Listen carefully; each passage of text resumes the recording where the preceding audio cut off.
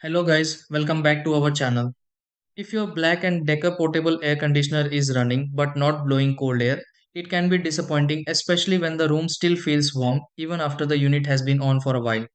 You may hear the fan working and see the air conditioner powered on, but instead of cool air, the airflow feels normal or slightly warm.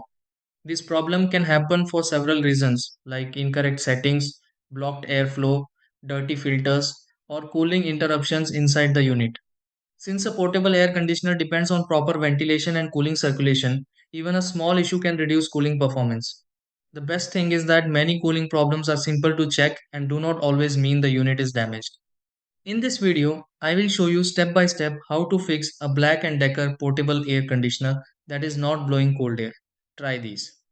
Step 1. Set the Black& Decker portable air conditioner to cool mode and lower the temperature setting on the Black& Decker portable air conditioner.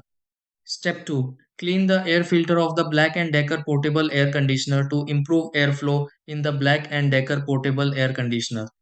Step 3. Check the exhaust hose connected to the Black& Decker portable air conditioner and make sure the Black& Decker portable air conditioner airflow is not blocked. Step 4. Restart the Black& Decker portable air conditioner by unplugging the Black& Decker portable air conditioner for a short time. Step 5. Empty collected water from the Black& Decker portable air conditioner if the air conditioner tank is full. Step 6.